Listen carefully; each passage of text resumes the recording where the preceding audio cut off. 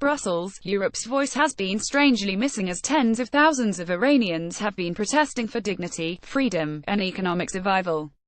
High Representative Federica Mogherini finally issued a statement on behalf of the 28 EU member states, a week into the protests and after security forces had killed at least 21 people and incarcerated over 2,000. Her words, though, were tepid and somewhat ambiguous.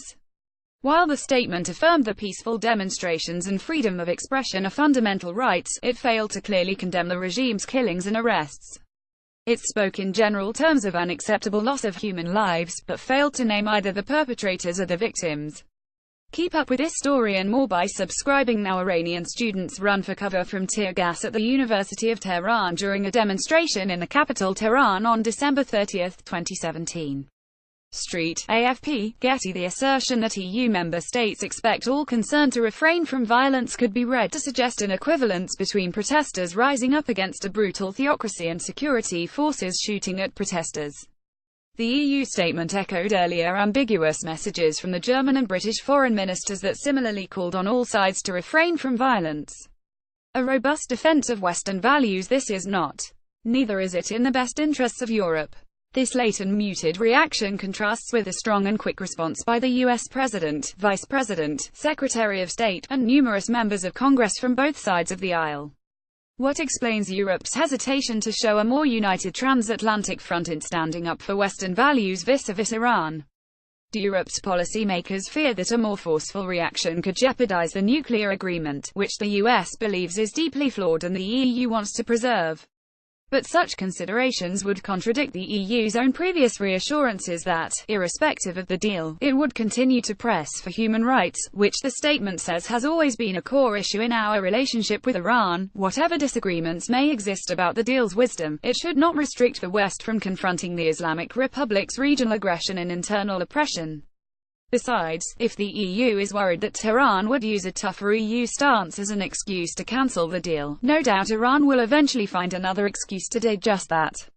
Some European policymakers may fear that Western support of the demonstrators could undermine the so-called moderates in Iran. Some have even suggested that the protests may have been started by hardliners eager to undermine President Rouhani.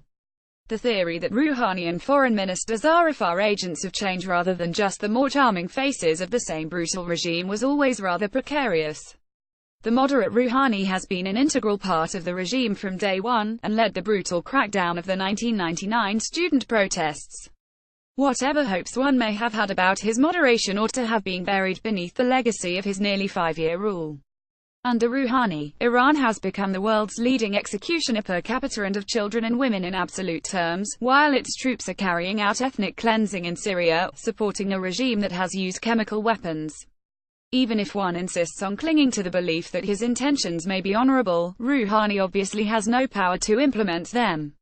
Just like the inconsequential reformers of the 1990s, it ultimately doesn't matter whether he doesn't want to or simply cannot change the system. Reformist and hardliners, you are both done, is thus one of the popular chants of protesters. The Iranian people have seen through this cynical game of good cop bad cop. It's time for the EU as well to abandon the decades-old hope that the regime might be reformed from within. Then there is that old realpolitik concern for stability. Having watched the Arab Spring turn into an Islamist winter, European policymakers may simply be wary of more unrest in the region. But such a consideration overlooks 3 important differences. First, the Arab countries that saw popular uprisings had secular regimes where the only organized opposition was Islamist. In contrast, Iran is already run by mullahs, which is precisely what the protesters want to change. "We don't want the Islamic Republic, we don't want it," they chant. Second, Iran is in a far better position to replace its regime with a more liberal political system. That's because Iranians are well educated and rather pro-Western, not least thanks to the many exiled friends and family living in the US and Europe.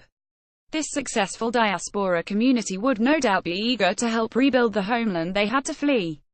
And third, unlike many of the Arab regimes that were largely a menace only to their own people, the Islamic Republic is a revolutionary regime that seeks to export its ideology and influence. It endangers its neighbors as much as its own people. Tehran has propped up the Assad regime in Syria, supports the Houthis in Yemen, and funds terrorist groups such as Hezbollah and Hamas. So the continuation of the Iranian regime would not guarantee regional stability, but rather quite the opposite. It is in the interest of regional peace, stability, and non-proliferation to see these demonstrations succeed. The protesters may not be able to topple the regime, but they can certainly weaken it, and may already have done so. Leave Syria, think about us, and leave Gaza, leave Lebanon, my life for Iran, some protesters are chanting. It will now be much more difficult for the regime to continue funding its wars and terror proxies at the expense of its population's well-being. Another European concern may be that by backing the protesters, they would actually undermine them as Western stooges and trigger an even more brutal crackdown. But this fails to recognize that, like all illiberal regimes, the Islamic Republic is ideologically wired to consider any opposition as directed by the West, no matter what. Irrespective of what Americans, Israelis, or Europeans may actually say or do, the regime has already accused demonstrators of operating as agents of some Zionist American Western cabal. If the regime goons don't have to fear even rhetorical pushback from the West, let alone sanctions for their crimes, it is far more likely that the response will be even more brutal. In addition to clearly condemning the regime, and ensuring that the condemnations are also broadcast in Farsi, the EU could do more to help shield the protesters from the regime's wrath. EU embassies could document and publish the names of those killed and arrested, as well as the names of those security forces directly responsible for the crackdown, all of whom should be sanctioned. The EU ought to exert its influence on social media companies to do their best to keep open the lines of communication for the demonstrators, and sanction companies that have assisted the regime with electronic surveillance.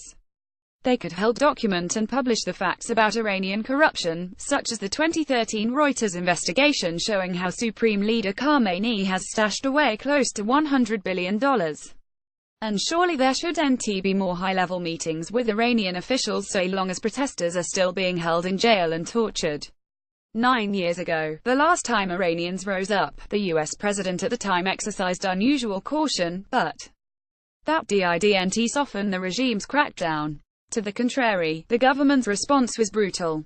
Just like the dissidents in the former communist countries, Iranians actually crave Western support. Obama, you are either with us or with them, disappointed protesters chanted in 2009. I wish we had spoken out more, former Secretary of State Hillary Clinton said after leaving the State Department. The time for Europeans to act is now. That way, they won't have to issue Clinton-like regrets later. Daniel Schwamenthal is director of the AJC American Jewish Committee Transatlantic Institute.